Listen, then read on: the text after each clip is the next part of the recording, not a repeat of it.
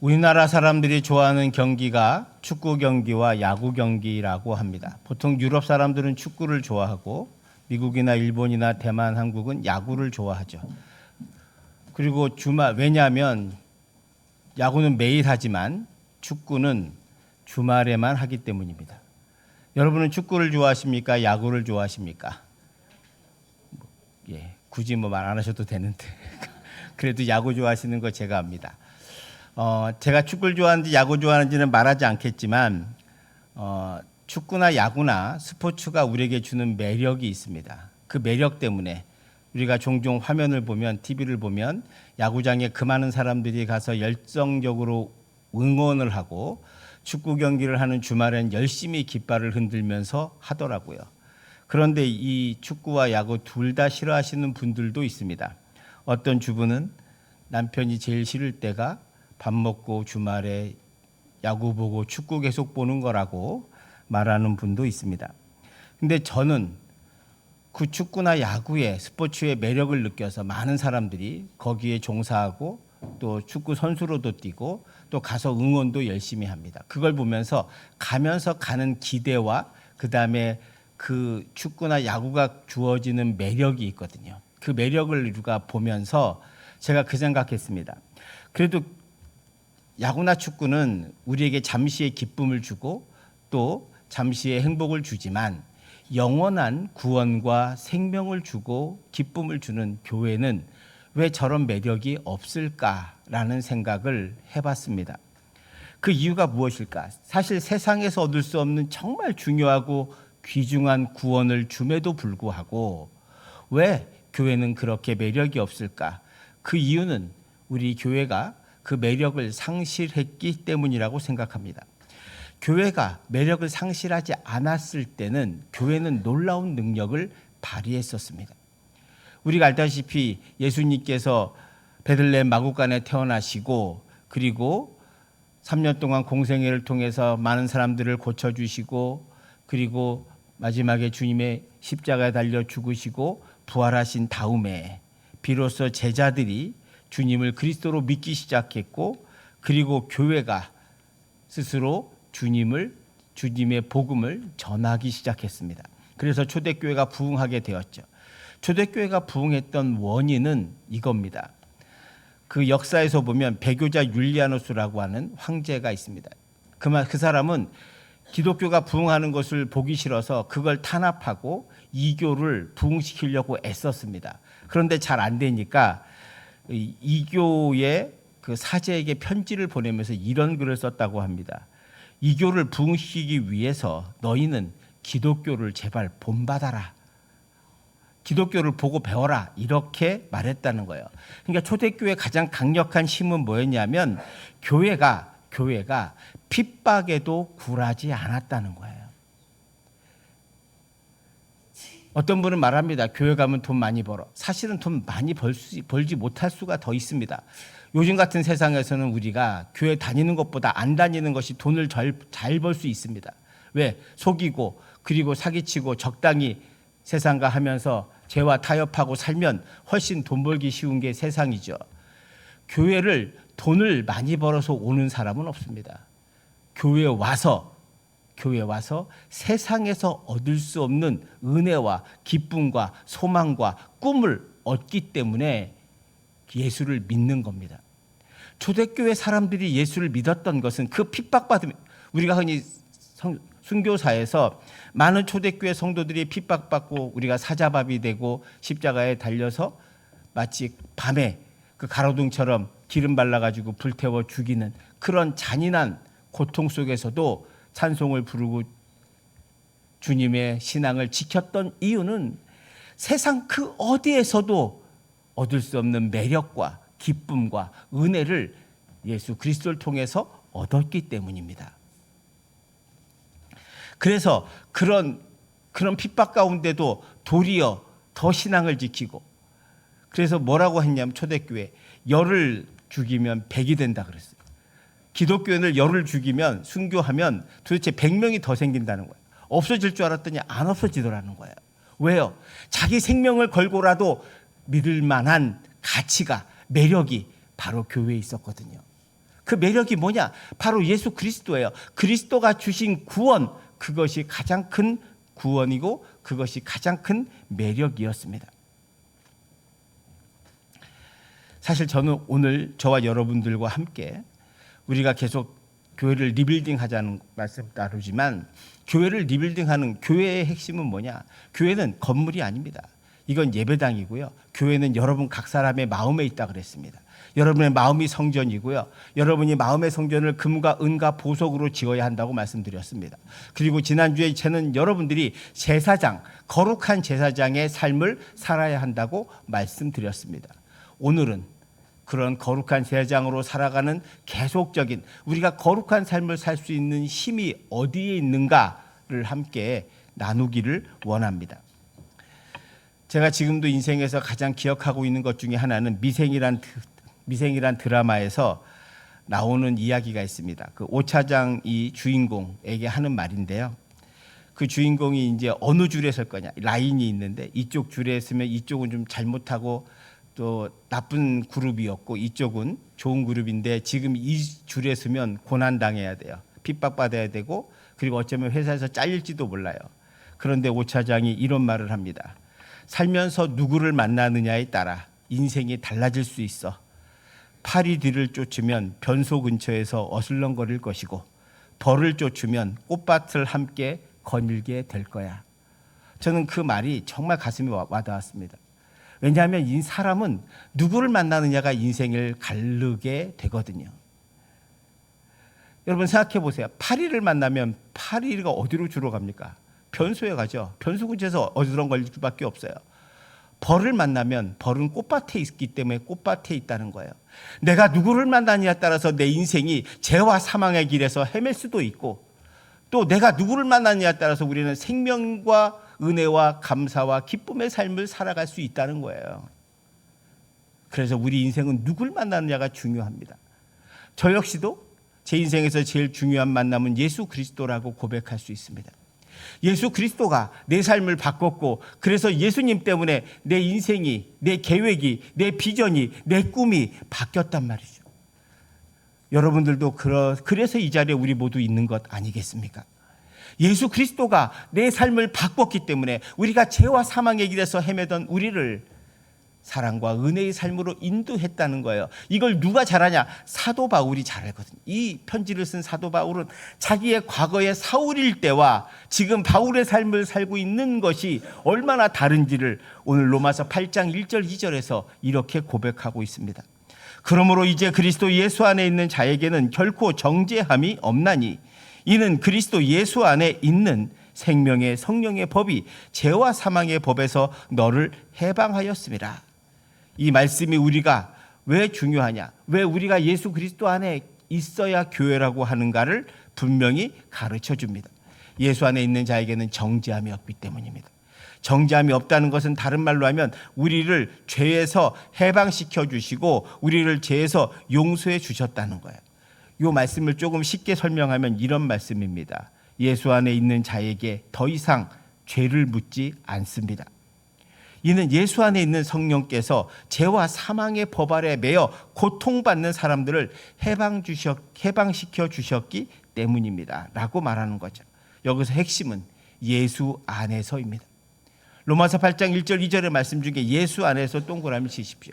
저와 여러분은 예수 안에 있어야 제대로 된 교회가 될 수 있습니다. 왜냐하면 사람은, 요즘 특별히 현대에 와서 사람은 신과 같은 존재가 되어서 내가 하고자 하면 뭐든지 다 할 수 있고 내가 선도 행할 수 있다고 착각하기 쉽습니다. 그런데 한번 세상 사람들을 보십시오. 우리 모두는 다 저마다 행복하게 살기를 원합니다. 좋은 관계 속에 살기를 원하는 경우도 많습니다. 그런데 우리의 삶의 현장의 모습을 보면 이 땅에 싸움과 속임과 도둑질과 거짓말과 살인과 폭행이 난무하는 세상이었습니다. 그래서 사도 바울은 로마서 7장 18절에서 내 속 곧 내 육신에 선한 것이 거하지 아니하는 줄을 아노니 원함은 내게 있으나 선을 행하는 것은 없노라. 즉 인간의 본질은 내가 선을 행할 수 있다고 착각한 데 있어요. 우리 모두는 다 죄인이라는 거예요. 이거는 자기 비하가 아니라 자기 본질을 발견하는 겁니다. 내가 누군지를 분명히 깨달아야만 우리가 그 다음에 무엇을 해야 하는지를 알 수 있기 때문이죠. 사도 바울은 우리에게 분명히 말합니다. 나도 선을 원하진 하지만, 선을 선하게 살고 행복하게 살기를 원하지만 선을 행하는 능력이 없다는 거예요. 그래서 괴로운 거죠. 오늘 본문의 3, 4절을 한번 보시기 바랍니다. 율법이 육신으로 말미암아 연약하여 할 수 없는 그것을 하나님은 하시나니 곧 죄로 말미암아 자기 아들을 죄 있는 육신의 모양으로 보내어 육신의 죄를 정하사 육신을 따르지 않고 그 영을 따라 행하는 우리에게 율법의 요구가 이루어지게 하려 하심이라. 그러니까 사람이 죄를 짓지 않으려고 해도 할 수 없다는 거예요. 죄 가운데 산단 말이죠. 그런데 하나님께서는 예수 그리스도를 죄인의 모습으로, 즉 인간의 모습으로 이 땅에 보내셨고, 그래서 우리를 위해서 십자가의 죽으심으로 이제 육신을 따라 사는 삶이 아니라 예수 그리스도를 만난 사람은 참된 은혜와 참된 행복의 길을 걷게 된다는 것입니다. 사랑하는 성도 여러분, 저와 여러분은 선을 행할 능력이 없습니다.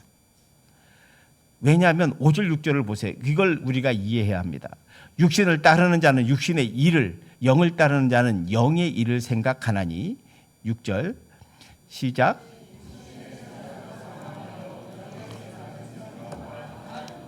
아멘. 그러니까 육신을 따른다는 것은 자신이 하고 싶은 대로 원하는 대로 하는 삶입니다. 성공과 야망을 위해 살게 되죠. 성공하려면 남을 속이고 빼앗고 훔쳐야 합니다. 왜? 내가 땀 흘려 노력하고 싶진 않고 쉽게 얻으려고 하기 때문이죠. 누구나. 그러니까 쉽게 얻는 방법은 남이 가진 것을 뺏거나 남이 가질 것을 내가 뺏거나 하는 시스템이란 말이죠. 그러니까 결국 우리 사회에 만연한 것은 육신을 따르는 자들은 육신의 일을 생각합니다. 어떻게 하면 내가 돈을 벌까? 어떻게 하면 다른 걸 뺏을까? 어떻게 하면 내가 다른 사람을 속일까? 이 생각만 하고 사니 그 생각의 결국은 뭐예요? 사망이에요. 죽는 거예요. 그러나 영의 일을 따르는 자는 영의 일을 생각한다고 했습니다. 그 영의 일을 생각하는 사람에겐 그것은 생명과 평안이다. 우리가 왜 불행하게, 왜 우리가 불안하게, 왜 우리가 근심과 염려 가운데 사는가? 그것은 육신의 일을 생각하는 사람이 너무너무 많기 때문입니다. 영의 일을 생각하는 사람이 하나님께서 주시는 참된 평안을 누리며 살아갑니다.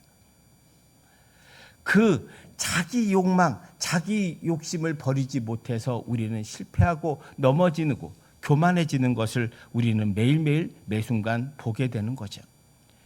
우리가 영의 생각을 할 수 있도록 해주시는 것은 바로 예수 그리스도 안에서 주시는 성령입니다. 예수 안에 사는 삶은 다른 말로 하면 성령 안에서 사는 삶입니다.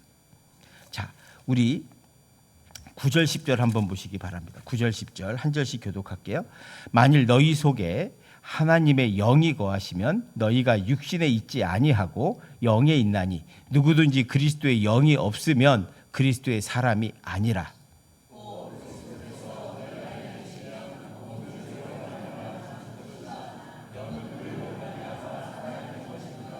아멘. 그러니까 누구든지 그리스도의 영이 없으면 그리스도의 사람이 아니다라고 말씀하고 있습니다. 여러분의 심령에 그리스도의 영이 있습니까? 혹시 경건의 모양은 있으나 심령에 은혜가 없고 감사는 메말랐고 주님을 믿는 믿음이 사라져 버린 경우도 있을 겁니다. 그래서 우리가 내가 성령을 받았나? 성령이 있나? 없나를 고민하게 됩니다. 여러분 안에 성령이 있는지 없는지를 제가 이걸 보면 알 수 있습니다. 여러분의 마음속에 성령이 계시는지 안 계시는지 어떻게 아는가? 그 답은 저와 여러분이 내가 예수를 그리스도로 믿고 고백하면 여러분 안에 성령이 계십니다. 아멘. 믿으시길 축원드립니다. 그 증거가 고린도전서 12장 3절입니다. 고린도전서 12장 3절 한번 보세요. 같이 봉독합시다. 그러므로 내가 너희에게 알리노니 하나님의 영으로 말하는 자는 누구든지 예수를 저주할 자라 하지 아니하고 또 성령으로 아니하고는 누구든지 예수를 주시라 할 수 없느니라. 아멘. 여러분, 누구든지 성령이 아니고서는 예수를 주라고 말할 수 없다는 거예요. 여러분이 예수가 그리스도라고 예수를 메시아라고 믿는다는 것은 여러분의 생각과 여러분의 마음이 아니라 성령이 주시는 마음이라는 거예요. 아멘. 그래서 여러분이 안에 성령이 있어요. 성령은 두 가지가 있습니다. 성령은 내주하는 성령이 있어요. 내가 예수를 만나서 예수님의 은혜가 있으면 예수님이 믿어지기 시작해요. 그러면 그때 내 안에 성령께서 오십니다. 성령께서 오신 거죠. 오셔서 나를 다스리기 시작해요. 그런데 그 성령이 오시면 계속 그렇게 가는 게 아니에요. 계속 우리는 충전받아야 돼요. 그래서 그걸 성령 충만 받으라고 사도 바울이 말하는 거예요. 제가 좀 더 예를 들어 드릴게요. 우리가 요한복음 15장에 보면 나는 포도나무여 너희는 가지니라고 하는 말씀이 있습니다. 가지는 어디에 붙어 있느냐에 따라서 열매가 달라지죠. 포도나무에 있으면 포도가 되고 또 배나무에 붙으면 배가 됩니다. 그러니까 예수 그리스도에게 붙어 있는 것, 이것이 바로 접속이고 이것이 접붙임이 있잖아요. 그래야 우리가 포도나무의 열매를 맺게 됩니다. 이거를 오늘날 현대적으로 설명해 보면 이렇게 됩니다. 주님은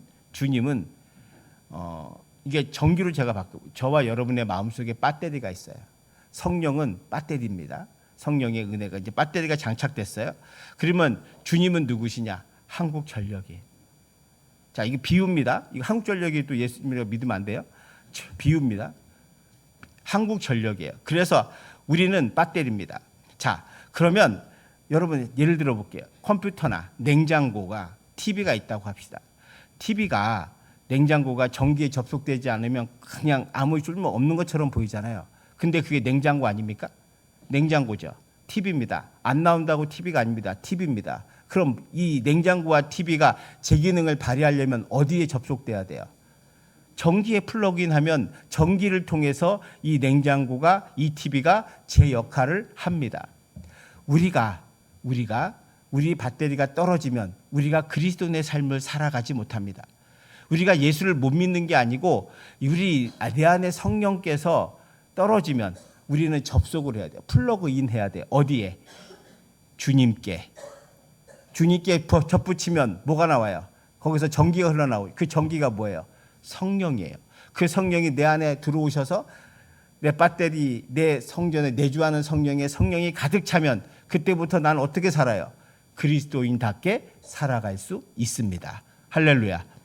제가 지금 쉽게 설명해 드린 거예요. 그래서 우리가 성령 충만 받으려고 접속하는 게 뭐예요? 이 예배가 지금 하나님께 접속하는 거예요. 이 예배가 주님께 접속하는 거예요. 그래서 이 접속을 통해서 우리는 뭘 얻어요? 전기를 얻어요. 성령을 얻어요. 여러분의 마음 가운데 성령이 충만해요. 예수 그리스도 안에 사는 거예요. 그것이 그리스도인의 비결이고 그래야 우리가 진정한 그리스도인이 되어서 이 땅에서 우리 모두가 그리스도인답게 살아갈 수 있게 될 것이라고 믿습니다. 성령은요, 죽은 우리를 살립니다. 그러니까 TV나 냉장고도 그 큰 거 비싸게 사봐야 전기 안 꼽으면 아무런 소용 없어요. 냉장고를 안 키면 얼지도 않아요. 보장도 안 돼요. 아무것도 없어요. 그러니까 사람들이 쓸모없다고 생각하는 거예요. 우리 스스로도 성령의 충만함이 없으면 내가 그리스도인이 아닌가? 라고 하는 사람들이 점점 많아져요.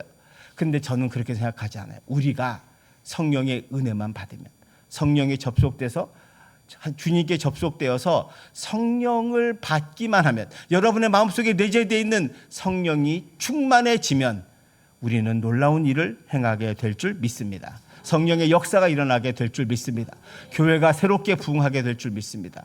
이 교회가 부흥하는 것은 여러분 한 사람 한 사람이 마음의 성전을 제대로 짓고 성령의 부흥에 성령의 충만함을 받아 여러분의 마음속에 배터리가 채워지고 그래서 여러분의 삶 속에서 빛과 소금의 삶으로 그리스도인답게 살아갈 때 놀라운 그리스도인이 될 줄 믿고 세상 사람들이 우리 그리스도인들을 매력 있는 사람이라고 생각하게 될 줄 믿습니다. 그렇게 되시기를 축원드립니다.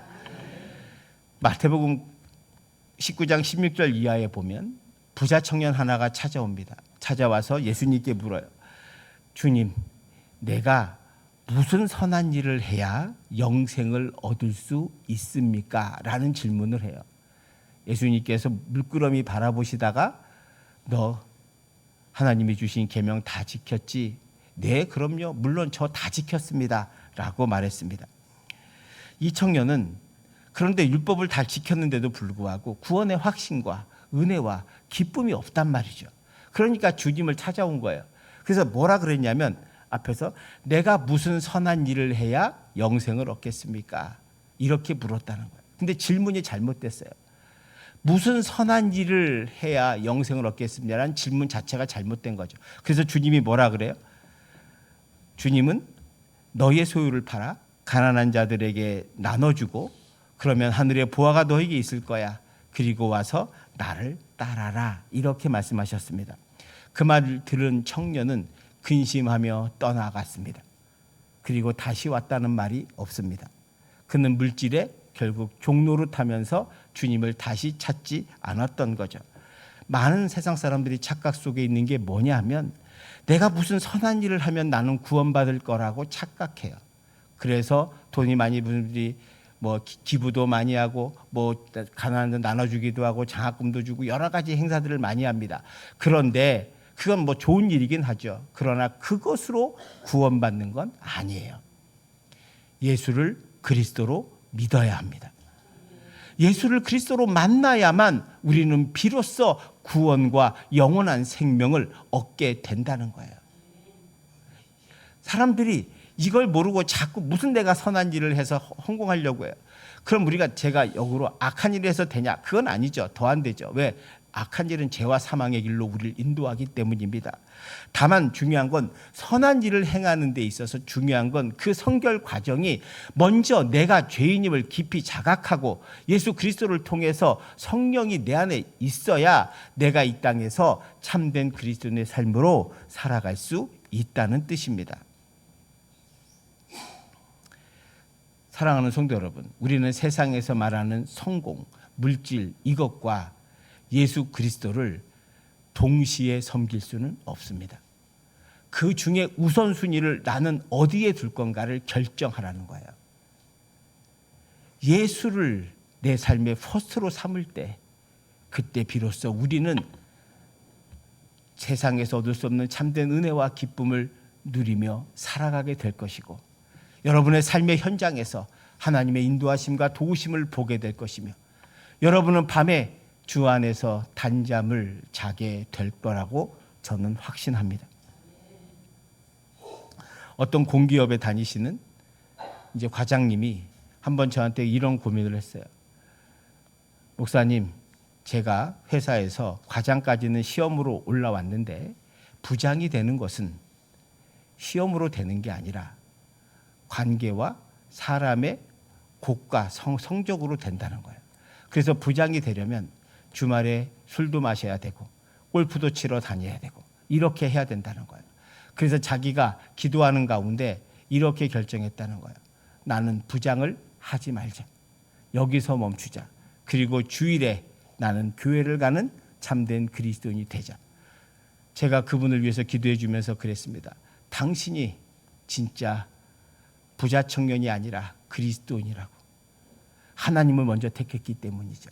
세상 사람들이 보면 야 바보야 좀만 노력하고 좀만 하면 너 부장 되고 좋은데 왜 그걸 버려. 그러나 부장 되는 것보다 예수 그리스도가 더 귀하기 때문인 거죠. 주일에 골프 치러 가고 술 마시러 가는 것보다 내 주 하나님을 예배하고 찬송하는 일이 더 중요하다고 믿었기 때문입니다.